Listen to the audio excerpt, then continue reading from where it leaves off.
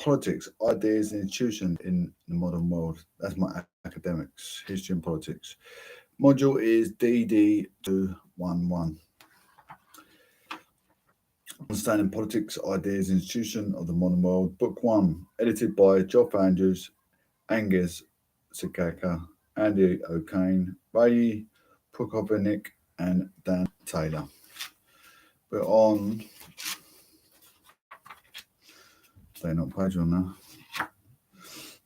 page 27.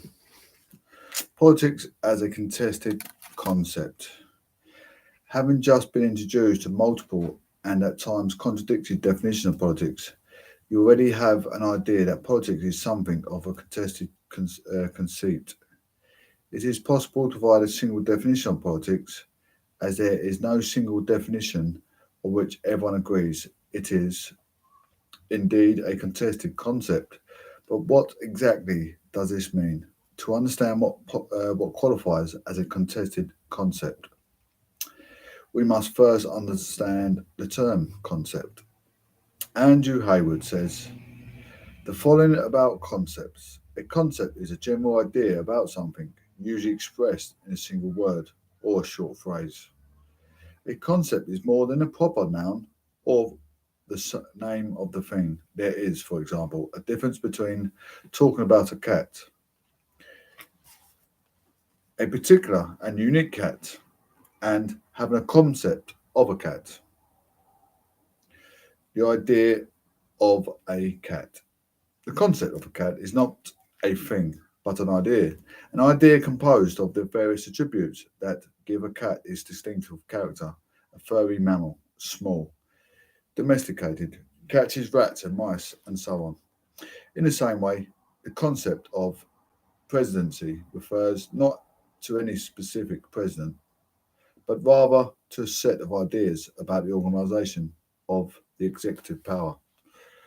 If we apply this definition of concepts to what we have studied thus far, we should say that we have been studying the concept of politics.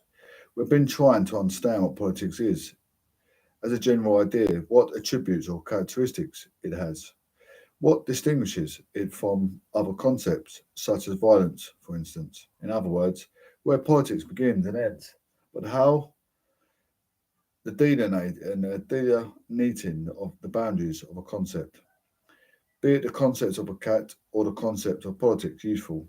Hayward argues that concepts are valuable, as they are the tools through which we engage with the world. Merely perceiving the external world does not in itself give us knowledge about it. In order to make sense of the world, we must impose meaning upon it. And this we do through the construction of concepts. Quite simply, to treat a cat as a cat, we must first have a cat of what it is. Concepts also help us to classify objects by recognizing that we have similar forms or similar properties. It is no exaggeration to say our knowledge of politics world to build up through developing and refining concepts which help us make sense of the world. Concepts, in that sense, are the building blocks of human knowledge. Concepts are abstract ideas or mental images that allow us to make sense of a messy world by enabling us to classify, categorize, and order the multitude of things we encounter.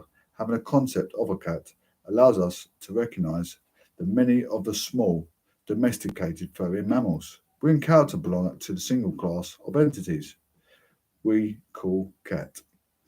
Similarly, having a concept of politics allows us to recognize a host of activities we encounter on a daily basis as having similar forms or properties, and thus as belonging to the distinct class of entities called political. Concepts allow us to make a sense of the world by enabling us to impose form and meaning on what might otherwise appear as formless and meaningless chaos. But what if little agreement exists about concept itself? What if the concept itself is contested? Wouldn't the existence of two different concepts of cat whereby according to one concept, cats were small, domesticated and furry, but according to another, they were actually small, winged and feathered, reduced the utility of the concept, making it more difficult for us to make sense of the animals we were encountering. While you might agree that having two competing concepts of cat might reduce the utility of the concept, you might also be thinking that the whole premise of these exercises is rather silly. Cats are cats. And the meaning of cat is universally shared. What qualifies as a cat is not really contested. And no one would really actually imagine a cat as a winged and feathered. While that may indeed hold the concept of cat, it does not hold for the concept of politics, as you have seen from this chapter. Politics is much more of a contested concept than a concept of cat. Little agreement exists on what counts as politics. Some have argued that this case is for most, if not all, concepts in the social sciences.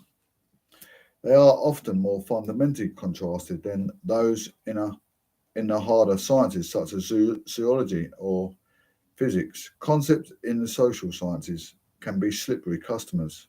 Thus far, you're focused on only one concept, politics, and you can already see what a slippery customer it can be. You will encounter a more concept, the meaning of which will be to a greater or lesser extent. Contested. Contests over these concepts are not just academic, they have considerable real life consequences. As Hayward points out, many have argued, fought, and even gone to war claiming to be defending freedom, upholding democracy, or having justice on their side. Concepts such as democracy, freedom, and justice, and the concept of politics itself are seen by many to be essentially contested concepts. Controversy about them runs so deep that no neutral or settled definition can ever be developed.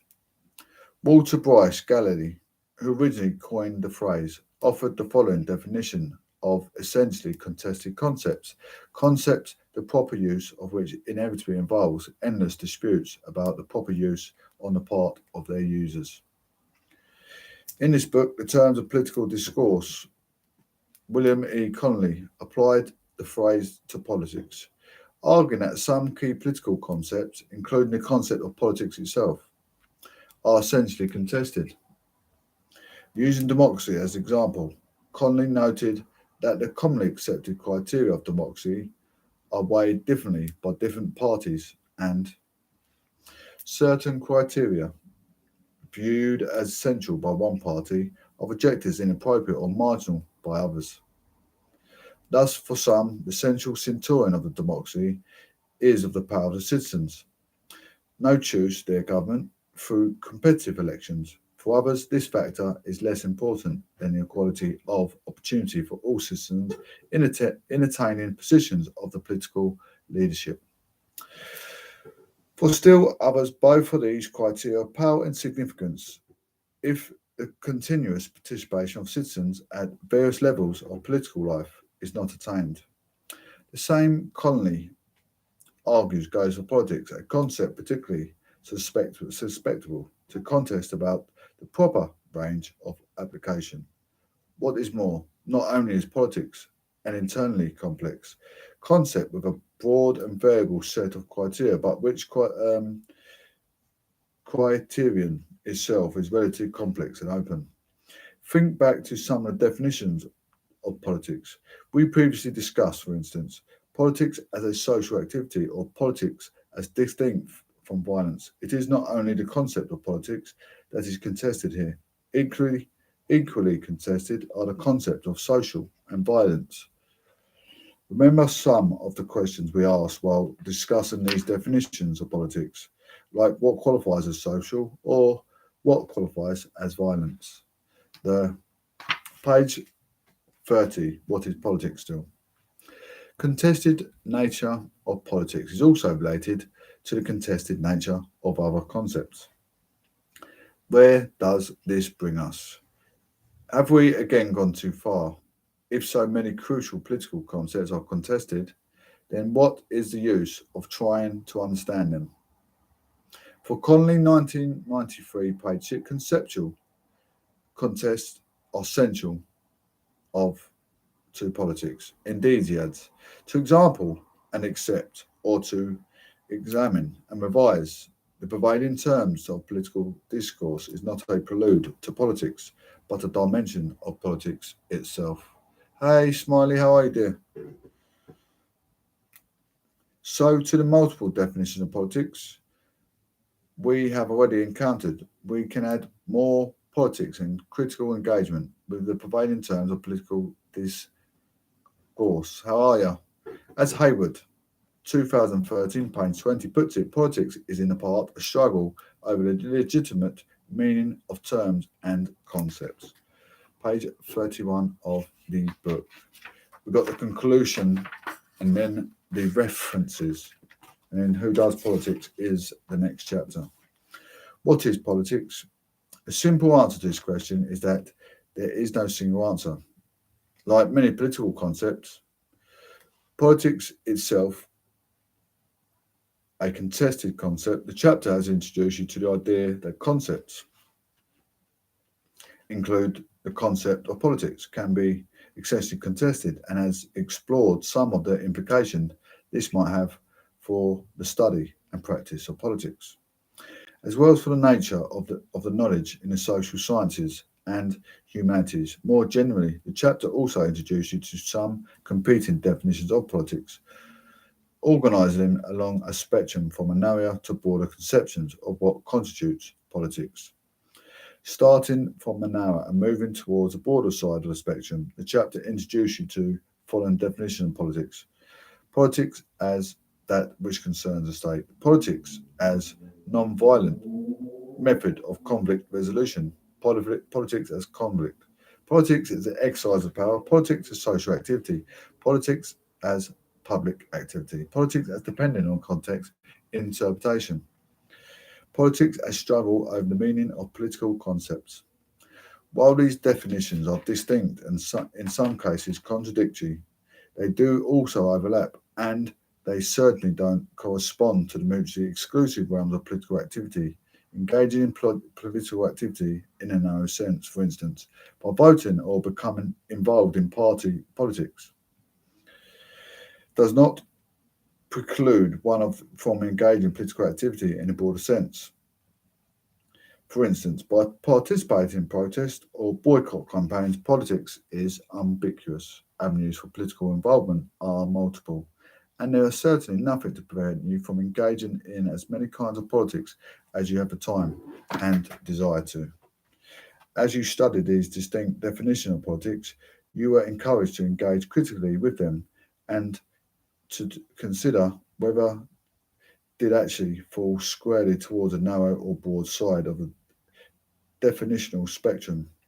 Indeed, while some definitions were certainly narrower or broader than others, you also saw that in some cases this depended on how we defined other concepts, such as power, violence, or conflict, which can themselves be contested concepts, although it might at first appear that debate over the meaning of concepts are quite far removed from our everyday lives. People all over the world and throughout history have sacrificed their lives and livelihoods for concepts such as democracy, equality, and freedom.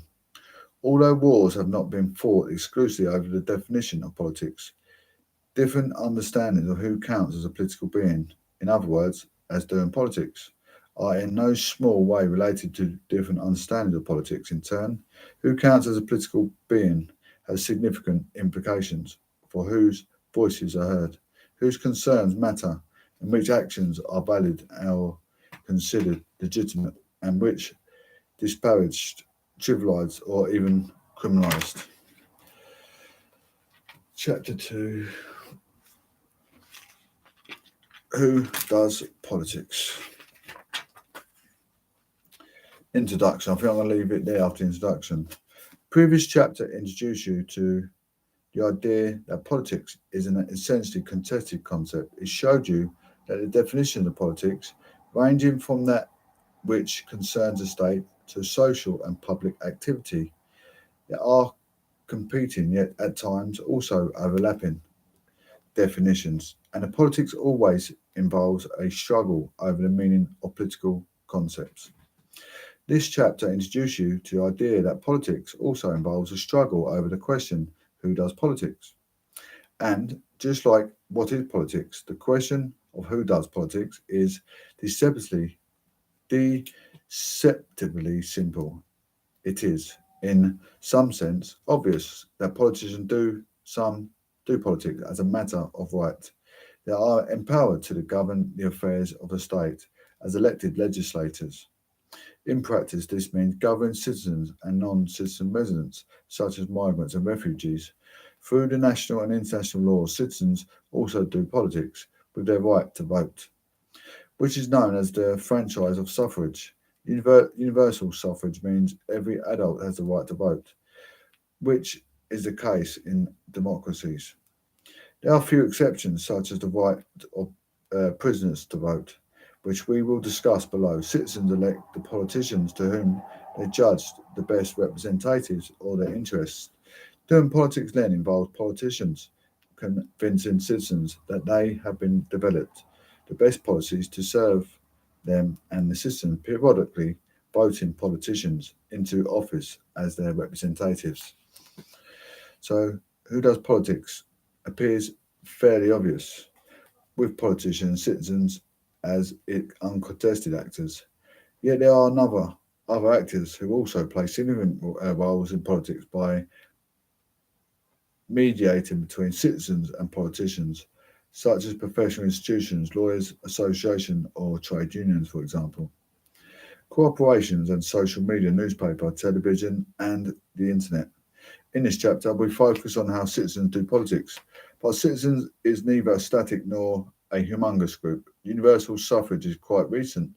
The story of the 20th century has been a progressive enfranchisement of people who were previously disfranchised. Many citizens, such as those without property, women and black people, were, until very recently, disfranchised from politics, even in the countries that have long been regarded as democracies. Universal suffrage is not quite universal either. As political theorist Ludwig Beckham, 2009, page 9, argues the countries in which universal suffrage is reportedly in place. Page 40, chapter 2 for now.